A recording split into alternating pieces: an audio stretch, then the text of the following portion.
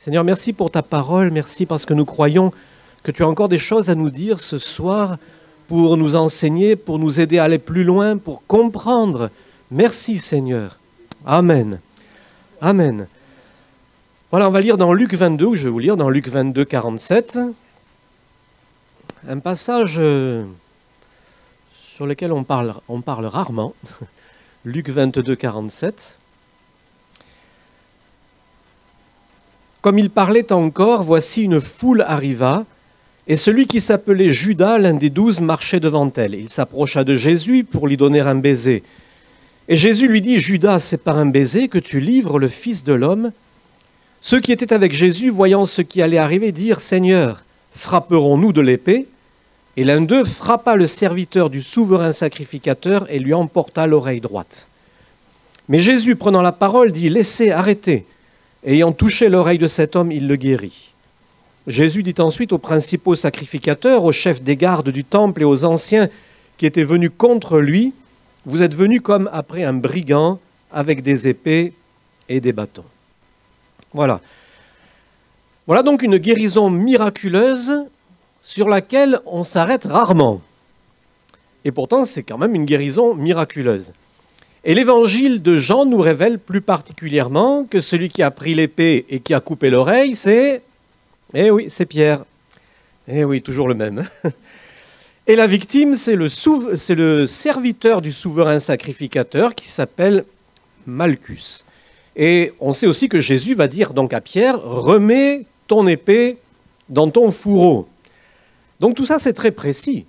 On sait de qui il s'agit, c'est Malchus, on sait qui avait l'épée, c'est Pierre, on sait qu'est-ce qu'il a fait, il a coupé une oreille, l'oreille droite. Voilà, donc on a quand même pas mal de détails sur cette affaire. Et ce qui est remarquable, c'est que Jésus nous apprend ici déjà qu'il est hors de question de vouloir défendre Jésus par les armes, par la force. Et ce serait bien, c'est dommage que dans l'histoire de France, et pas que de la France, on n'ait pas fait attention un peu plus tôt à cela. Pierre s'est pris pour un moment pour le défenseur de Dieu. Pierre s'est dit, je vais défendre le Christ, je vais défendre Dieu avec mon épée. Et Jésus, dans un autre évangile, on sait qu'il dit à Pierre qu'il aurait pu faire appel à 12 légions d'anges. Alors j'ai regardé parce que je ne m'en souvenais pas, mais une légion, c'est à peu près 6000.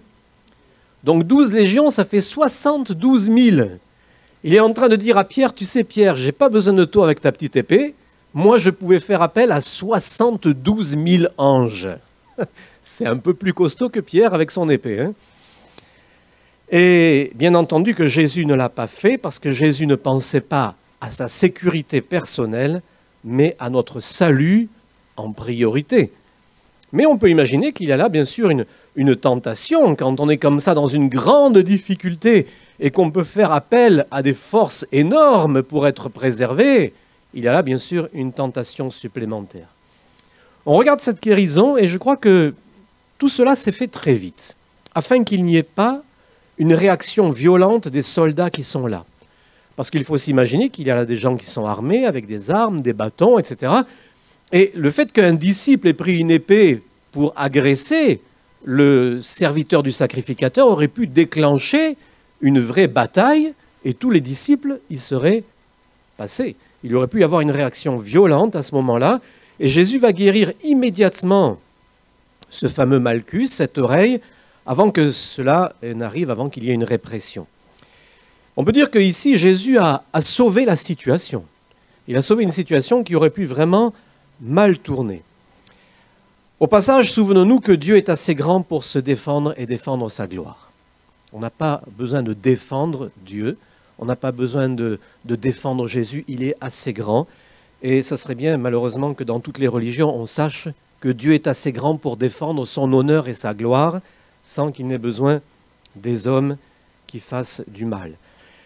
Ainsi, Pierre a voulu jouer les héros, mais ce n'est pas ainsi qu'il fallait faire. D'ailleurs, quelques heures plus tard, il sera beaucoup moins héroïque, puisqu'il va renier Jésus à 3 reprises. Donc c'est étonnant, parce que d'un côté, on voit Pierre qui se prend pour Zorro et qui va défendre Jésus, devant tous les autres là, qui sont là avec des armes, des bâtons, la foule qui crie, et notre Pierre, moi je vais défendre Jésus.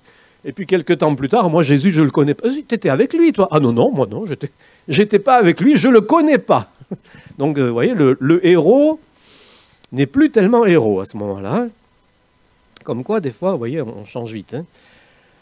Et au cours des siècles, c'est vrai qu'on a vu des gens qui ont voulu imposer Jésus par la force, par la violence, mais Jésus n'a jamais voulu cela, jamais Jésus a voulu qu'on s'imposait par la force ou demander à quelqu'un qu'on impose son nom par la force.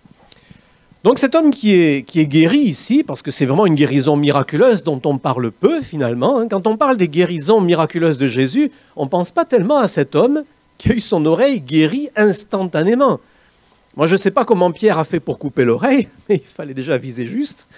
Je ne sais pas s'il a fait exprès, en plus c'est la nuit, ce n'est pas évident du tout, mais bon. C'est un ennemi que Jésus guérit ici, puisqu'il fait partie quand même de ceux qui viennent arrêter Jésus. Et ce serviteur, cet homme, sait très bien qu'il vient de vivre un miracle. Il n'a même pas peut-être le temps vraiment de réaliser, mais il a dû avoir très très mal, et tout d'un coup, il n'a plus rien. Donc c'est quand même extraordinaire ce qu'il vit.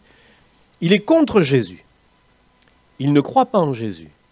Il ne demande pas une guérison miraculeuse, et il est guéri miraculeusement. Eh oui, c'est pas mal. Mais ici, Jésus est intervenu non pas pour répondre à une prière, Malchus n'a pas dit « Jésus, guéris-moi », hein, mais il vient pour sauver une situation, réparer l'erreur grave de Pierre, parce que c'est une erreur, d'abord c'est un péché, parce que bon, il a quand même fait du mal, Pierre, là, hein, et puis c'est une erreur parce qu'il met en danger toute l'équipe de disciples à ce moment-là. C'est pas une petite erreur, ça aurait pu engendrer le massacre de tous les disciples. Et c'est vrai aussi que Malchus a fait là une curieuse expérience, et ce soir-là, il y est pour rien. Il fait l'objet d'un miracle incroyable, et il n'y est pour rien. Il est même contre Jésus, il n'a pas demandé quoi que ce soit, il ne croit pas en lui, et il vit un miracle. C'est assez unique dans l'Évangile comme guérison. La parole ne relève aucune réaction de sa part, de la part de Malchus, ni en bien, ni en mal.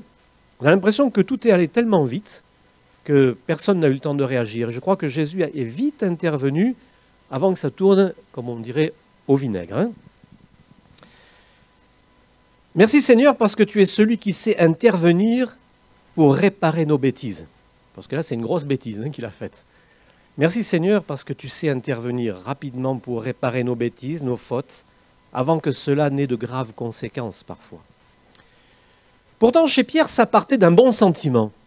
Moi, je crois que ça partait d'un bon sentiment. Pierre, il a voulu défendre Jésus. Je ne veux pas qu'il arrive quelque chose à mon Jésus, je l'aime, je vais le protéger et il n'y arrivera rien. Il n'avait toujours rien compris. Hein. C'est comme quand il avait dit l'autre fois avant, « À Dieu ne plaise, cela ne t'arrivera pas ». Il n'avait toujours pas compris. Et là, il veut même défendre Jésus. Ça part d'un bon sentiment, mais vous savez, on peut avoir des bons sentiments et se tromper. C'est bien, mais ce n'est pas ce qu'il fallait faire. C'était vraiment pas le moment. Méfions-nous de nos réactions impulsives qui semblent bien et qui ne sont pas bien, qui peuvent même être désastreuses, contraires à la volonté de Dieu.